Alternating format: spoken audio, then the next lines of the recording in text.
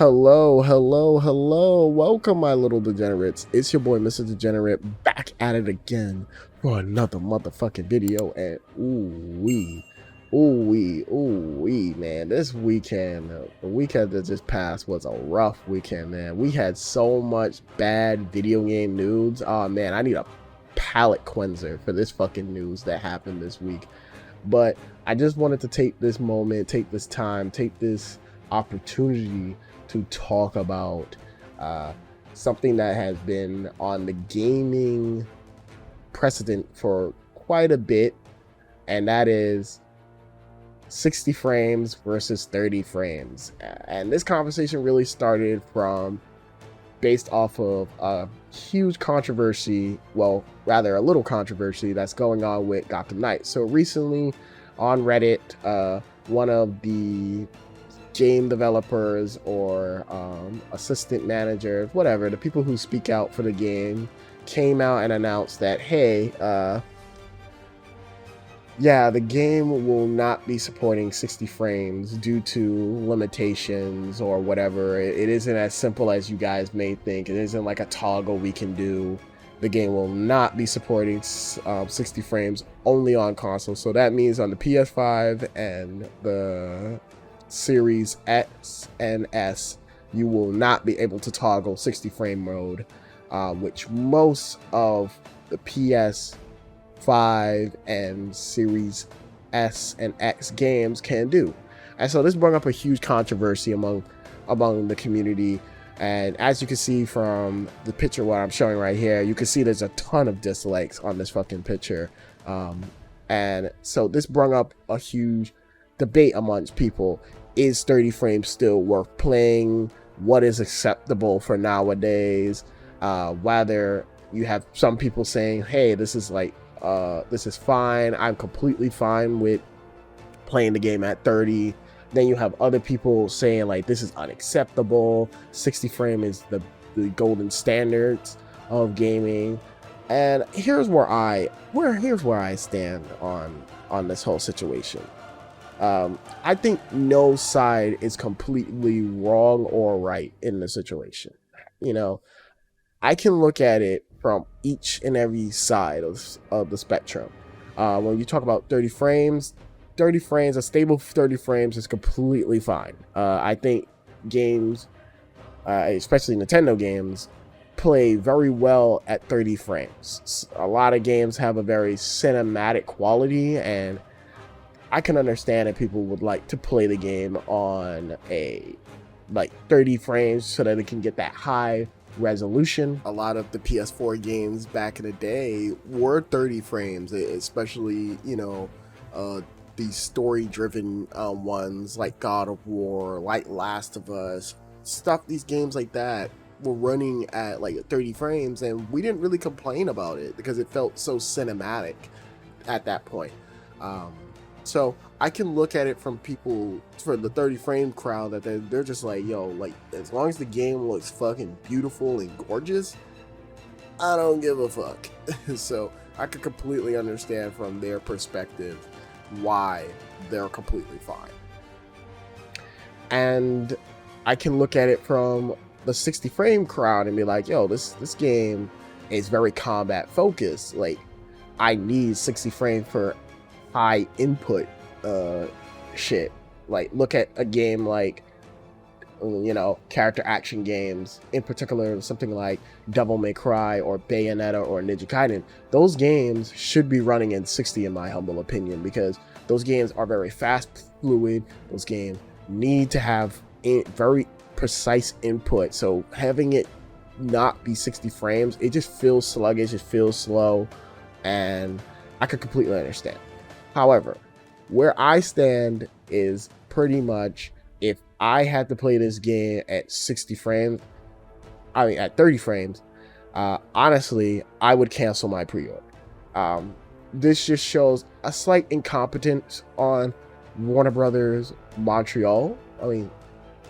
Shit, this shows real super incompetent. I don't know how they were not able to figure out how to make a 60 frames work. I think that's baloney. And I think where people should be mad, and I could completely understand where people was coming from, is that the game is charging you $70. The game is not a cheap game. This is a $70 price tag game. And so when I think $70 price tag, I'm thinking on the level of a PlayStation exclusive. Like, you're getting high fidelity, you're getting to be able to switch between on and off. The game is gonna be amazing. Like, you could do so much in the game.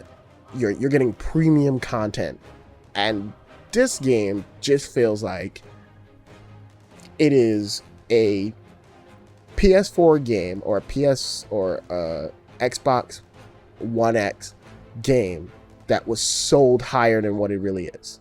Now, is there not going to be things worth playing in the game and worth experiencing in the game? Absolutely. I think spoilers for those who didn't play or didn't get to see Gotham Knights, but recently it has been the game has been leaked and people has been playing it early already, and I've watched the first 15 to 20 minutes of Gotham Knight, and the opening is fucking cool. It is the coolest. It's a cool ass opening, and I don't want to spoil it, but it's really cool. But yeah, like, so I can see that there is some promise to the game, but for me personally, as someone who loves 60 frames and someone who I think now is like 60 frames is the golden standards of video games, I would not be able to play this game with just 30 frames. And you're charging me $70? No, that's bonkers. I think that's overpricing your game.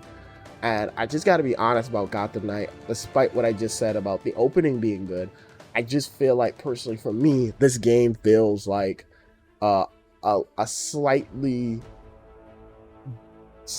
better version of Avengers. And as we all know, Avengers is Avengers, and I think this game already is doing a slightly better job than Avengers in terms of making it a single player experience game. However, I don't know, based off of what I've seen so far, it has the staying power or is going to have the legacy that the Arkham games has done. And to me, I don't even think it's going to be on the level of Guardians of the Galaxy or Spider-Man. I think those games are like the pillars of what comic book video games should be, and I just don't see it in this game. But who knows? I'm trying to be optimistic. Let's be optimistic. But yeah, like 60 frames, I think is the way to go. Luckily, I will say, is that the PC version will run, and this also brings up the conversation to a lot. I like to bring up to a lot of people, is that if frame rate is really your niche and you really care about that frame rate, I highly recommend getting into PC gaming. I've been very vocal. I've been very aware of telling people to get into gaming PC, because gaming PC is where it's at. I mean, I've been playing 60 frames games since, I want to say, 2016, when I got my first actual gaming PC, and just seeing games be played on a higher frame rate is just amazing. So if you care about that stuff, I highly recommend you just go out and invest in that shit. I think you're missing out on greatness by just holding yourself to these consoles. So that is one thing. I also think, it is too, one thing I want to throw out is that it is too early to determine what WB Montreal will do. Maybe later on they will patch it.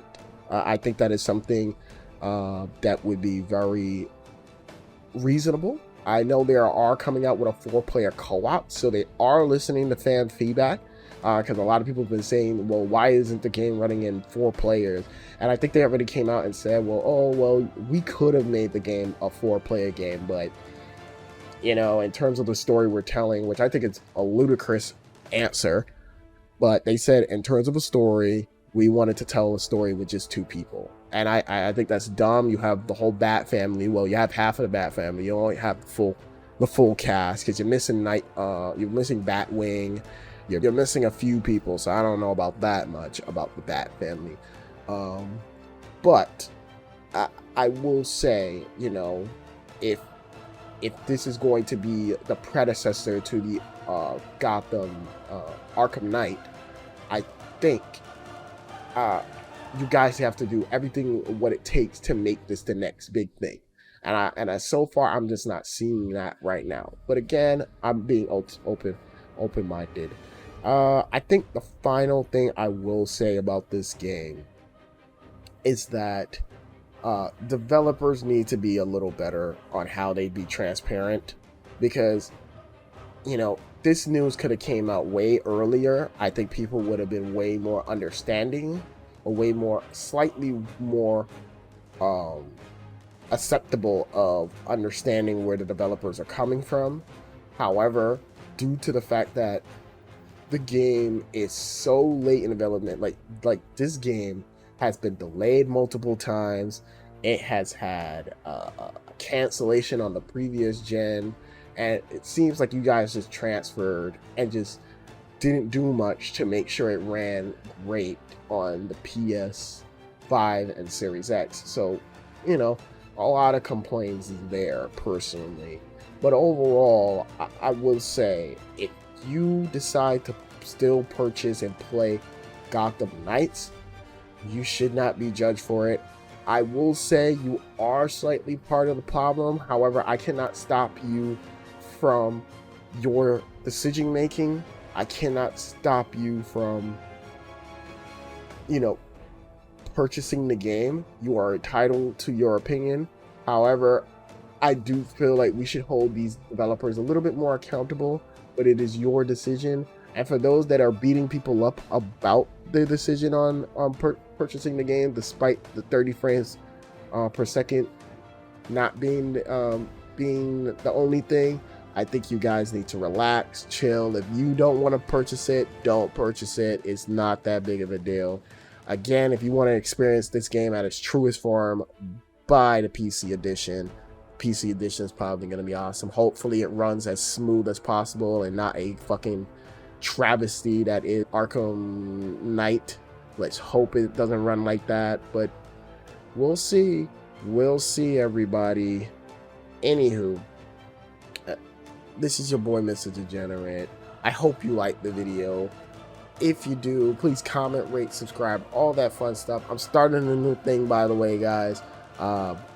If you hit me up on Twitter, follow me on Twitter. And if you want to ever disagree with me or talk about some shit, follow me on Twitter, and maybe we can have a Discord discussion. Let me know down in the comments. Let me know what you think about this whole nonsense. It's your boy, Mr. Degenerate, signing out. Have a good one. Get the PC edition, please.